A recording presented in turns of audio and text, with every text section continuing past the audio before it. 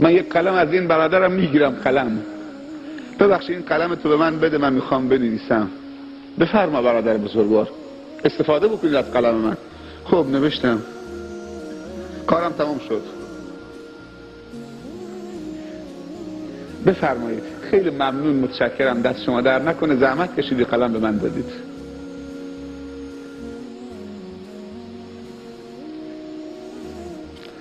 این عاقلانه است، مؤدبانه است جوابش.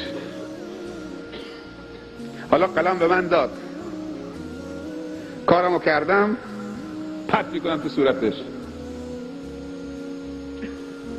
نمیگم خیلی ممنون، دست در نکنه، تشکر میکنم، زحمت کشیدید. خودتون قضاوت بکنید، تو آدم بی‌ادبی هستی یا نیستی؟ تا برسیم آیا تو بنده بی‌ادبی هستی یا نیستی؟ اگر قلمو پرت کردی نگفتی خیلی ممنون، تو با ادبی یا بی‌ادبی؟ یا من قلم از این برادرم گرفتم، کارم کردم، بعد میگم که محمد علی متشکرم، خیلی ممنون. محمد علی تعجب میکنه، من که کار نکردم، قلم مال اون بود. شما ناراحت میشی یا نه؟ میگه فلانی قلم از اون گرفت، تشکر از اون کرد. رزق خدا، خیر خدا، برکت خدا سرازیر تشکر پیش فلان فلان و فلان و فلان چابلوسی. این دست ادب باید در صف نماز جلو الله بسته بشه که منشأ رزق و روزی است. هو الرزاق، هو الخلاق، هو المنان، هو الكریم، هو الستار، هو الرحیم، هو الرحمن، هو التواب، هو الودود، هو اللطیف. هر چی که میخوای اسامی پاک خداونده. اما رزق خدا چابلوسی، پیش فلان مسئول و پیش فلان مسئول فکر میکنه این داره. یه امضا بکن تا قند و شکر به من بدن. وقتی امضا میکنه به خاطر که یک کوپن قند و شکر بهش بدن، اینطوری میکنه، خیلی ممنون، متشکر، قربانت برم، سلامت باشی، خدا طول عمرت بده، به خاطر نیم کیلو قند. ولی خدا نمیخواد تشکر. تبارک الذی بیده الملک، پاک و منزه کسی که در قدرت یا در دست قدرت اوست فرمان روایی و ملک و پادشاهی. میدونه عبدالله ابن عباس رضی الله عنهما بیده الملک چی میگه؟ بیده الملک، در دست اوست قدرت، فرمان روایی. میدونی معنیش چی میکنه؟ میگه یعز و یذل. هر کسی خدا بخواد عزیز میکنه و هر کسی خدا بخواد ذلیلش میکنه. همیشه دست اونه. یغنی و یفقر، غنی میکنه فقیر میکنه. یعطی و یمنع، میده و منع میکنه. یحیی و یمیت، زنده میکنه و میمیرانه.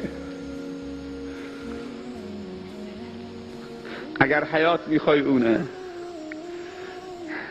اگر ثروت میخوای اونه، اگر غنا میخوای غنی ترین بشید، باید به اون تکیه بزنید. اگر میخوای اصلا نمیمیرید و مرگ تو را نکشه، باید به اون کسی که حی لا یموت تکیه بزنید. رابطه قلبی تو باید با منشأ حیات و معدن حیات و منبع حیات که هیچ موقع تبدیل به ممات نمیشه، باید به اون ارتباط داشته باشه. این رابطه دل باشه. آب حیات باید انسان در دلش بنوشه. آب حیات همون ایمان عزیزان من که مرگ نمیتونه آدم رو تبدیل به فنا بکنه.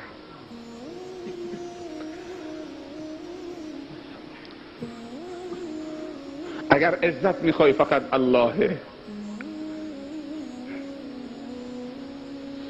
اگر منحه میخوای و عطایا میخوای، المعطی هو الله و المعز هو الله.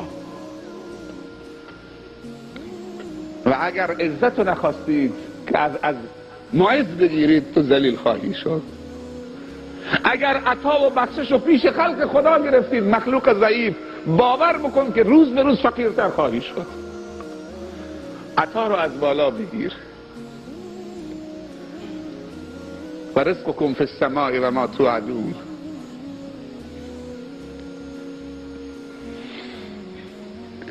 بیده الملک. دنباله آیه، من فقط دو آیه ترجمه میکنم. بیده الملک و هو علی کل شیء قدیر. و هو الله علی کل شیء قدیر، بر هر چیزی که اراده بکنه قدیر، قدرت داره. فرق بین اراده انسان و اراده خداوند چیه؟ این که انسان هر چه اراده بکنه. فرق بین اراده انسان و اراده خداوند چیه؟ این که انسان هر چه اراده بکنه قدرت عملی کردنش نداره، اما خدا هر چه اراده بکنه قدرت عملی کردنش داره. در سوره دیگه گفته، در جای دیگه فعال لما یرید و هو علی کل شیء قدیر. البته آیه پشت سر هم نیست. فعال لما یرید، هر چی که اراده بکنه میتونه عملی بکنه. و هو علی کل شیء قدیر، و هر چیزی که اراده بکنه قادره که عملی بکنه. مثلا من دوست دارم که یک مشت بزنم، مثلا جلو شما قیافه بگیرم، یه مشت بزنم این دیوار رو زیر بیارم، دیوار رو بندازم با یک مشتم. من اراده میکنم که مثلا این ماشین سر دستم بلند بکنم. میتونم.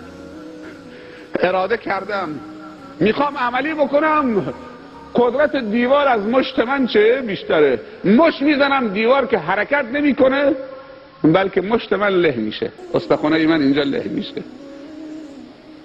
دیدی که تو نمیتونی هرچی اراده بکنید عملی بکنید.